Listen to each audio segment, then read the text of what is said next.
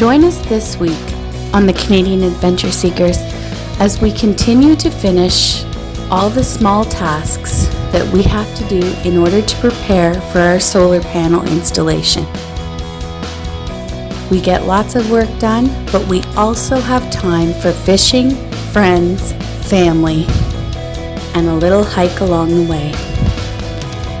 Join us in this episode as we finish and prepare for our solar installation.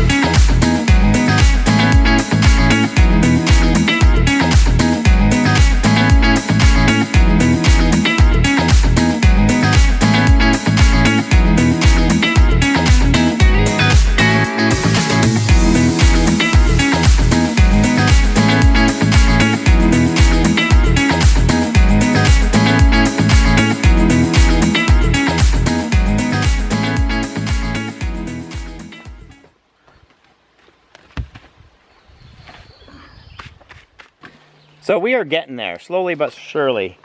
We have the stump here that I cut earlier. That's now out of here. And we have just the remnants of this. The only thing I have to do now is cut where the V comes in, so I can just take that and zoom, slide it out with the ATV. So that's our next step.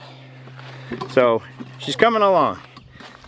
I'm not the quickest at this. I mean, she is 25 degrees outside. She's warm, and the bugs are out.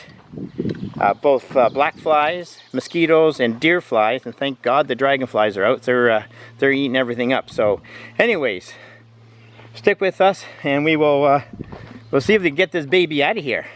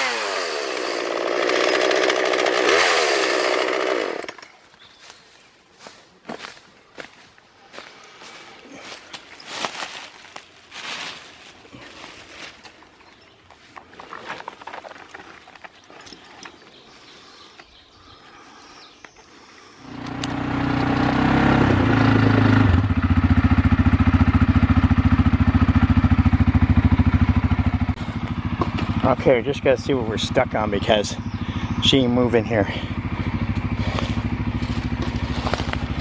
Shouldn't be anything, it should come easy. Just maybe right here where the rock is. But that should be coming.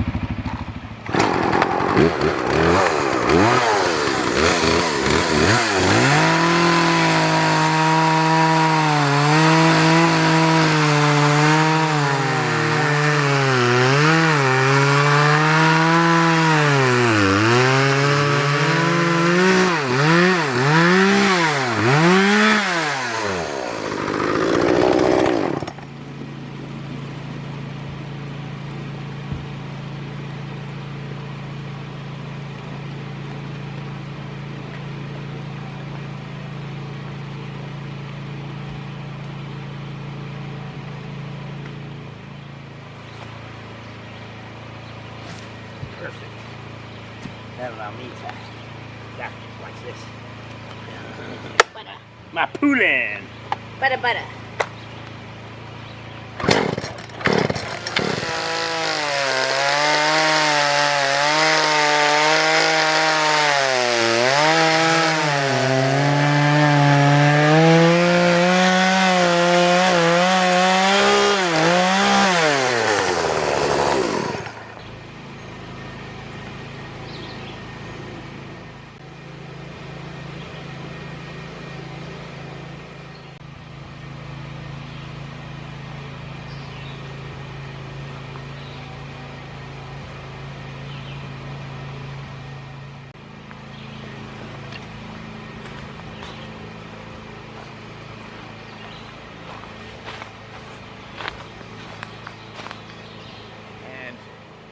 As mentioned in the early part of the video, we were here to accomplish a number of things.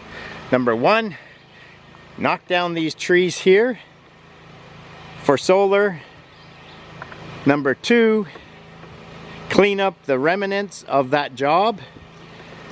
And then we also had to install a number of solar lights. And you have to see this. This is absolutely amazing. It's beautiful here at night. And then, last but not least, we have to clean the fire pit because we have family coming up in the coming weeks. So we still have a lot to do. So come along and we will bring you along to finish up and clean up Hidden Creek Cabin for the coming weeks. However, prior to starting anything, we have to spend time with that chainsaw. Yesterday it was working amazing. It was cutting like butter, and as the day rounded up, she was working pretty hard and pretty well burning her way through the wood. The wood we have here is really hard. I believe it's red oak. I could be wrong, but that stuff is extremely hard, and when the blade is, or when the chain is sharp, she cuts through like butter. I also want to work on some of that, but that might have to wait another time. So the first project of the day is to sharpen that chain, and we have the tools to do it. It'll take a few minutes, but that'll be a huge difference in completing today's task. So today we have to file down our chain and sharpen it up, and we've done a lot of YouTube research on this. We have this little mechanism that provides you the angles so you can file it properly. But one of the things they do say is that you really need to clamp this thing down. But she's really worn here. So, and we're going 30 degrees. And the mosquitoes are really bad again. So we're gonna go 30 degrees. And one other thing, if any of you guys happen to take a close look at this, to the bar needs to be replaced on my chain. It's a very weak bar and it's very flexible. And my cuts, if you take a look, don't come in always nicely straight through. They always seem to come in on an angle. It could be the operator, could be the machine, could be the bar. So I assume it's going to be the bar because I'm sure it's not me. But to get a really good sharpening, you really have to, you should have it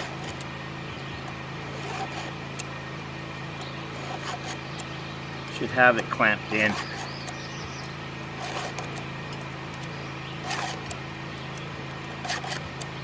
And you do it one direction to cover the blades, and you cover it the next direction. It doesn't take too long once you rotate through this.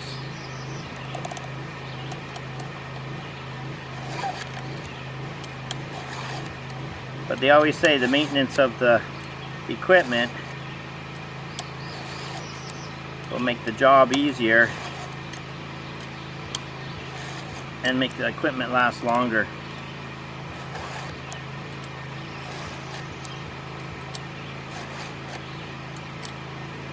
So we'll go through all this and then we'll start chopping up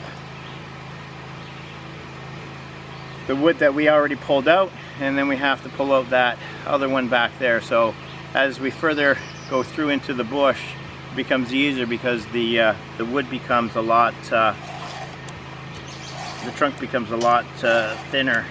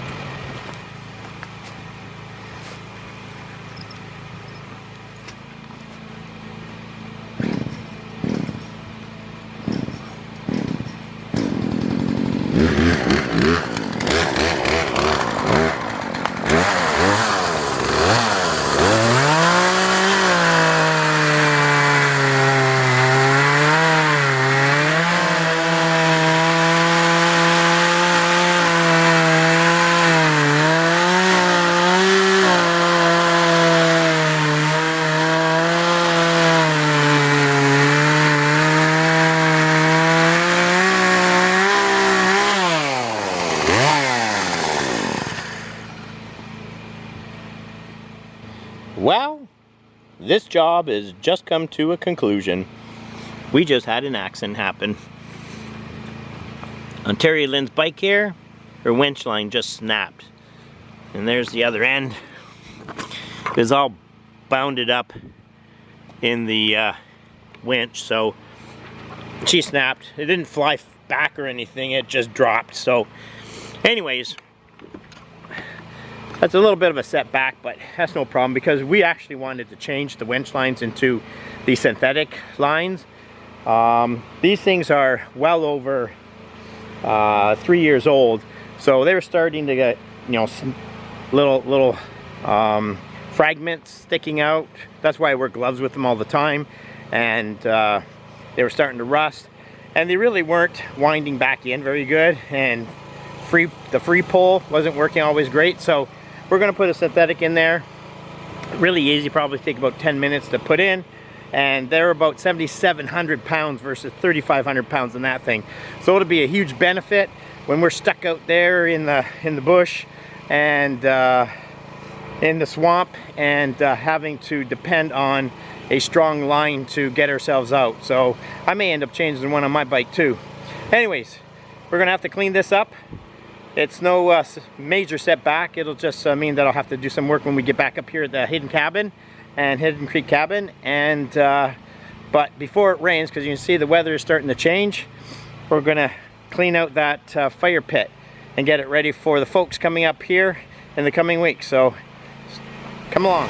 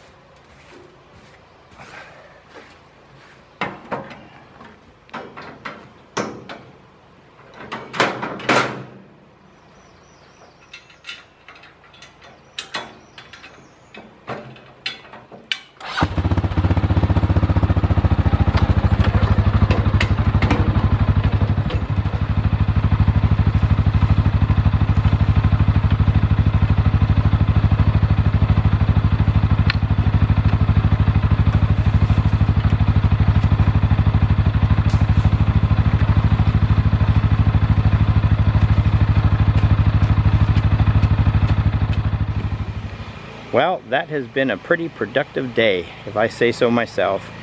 We got almost everything done on the list. We have the fire pit. She's all cleaned up. So that's just remnants of stuff that never burnt. And then we did not complete this log here and cutting down the rest of this tree. Because as you see, there's just some remnants here, but there is a lot more back in the woods there that we have to pull out. And unfortunately, our winch on the ATV broke. So we have to get that changed. We're going to put a nice synthetic one in, and that will fix that problem. So, you know what? That's it for today. We're going to pack it in. We're going to relax and enjoy the rest of this evening, and we will catch up with you guys tomorrow morning.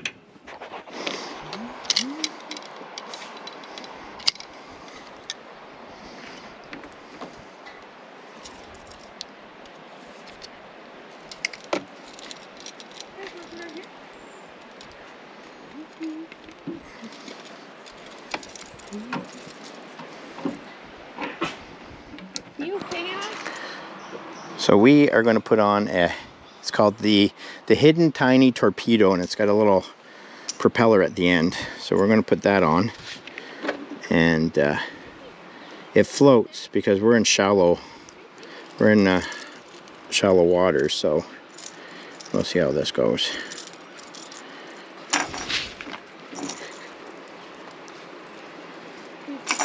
Boom.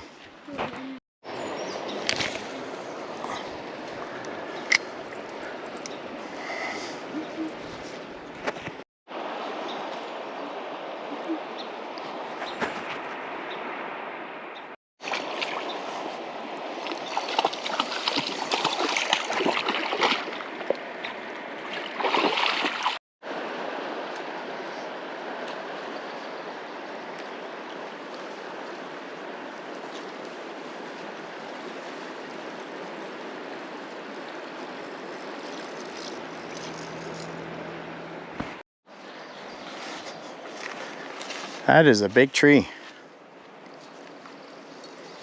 A lot of dead here, eh? Like there's dead there, dead all along there.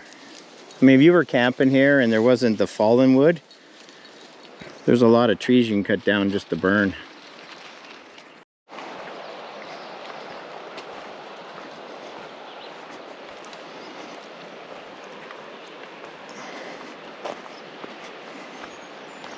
Simple child. So this is another area on Highland Creek Road. You can see they have markings. This is a non-active provincial park, so they have markings for a washroom. This is one of the campsites. This one's not right along the river. Where we are right now with the truck is right along the river. There's 2 camping spots in here, and you know, in the summertime it's amazing. Right now we're dealing with black flies aren't so bad, mosquitoes not so bad, but the deer flies are starting to come out now. So, and then I've seen people park in here, campfire there. This area won't be as personable because you got traffic here and then you're in the open here, but where the truck is a beautiful spot right along the river, and that's where we're fishing. And right now, this being a Thursday, nobody's here, so people will start coming in here either later tonight or tomorrow later on to camp for the weekend. Beautiful area. You can just throw a rod into the river and do some fishing.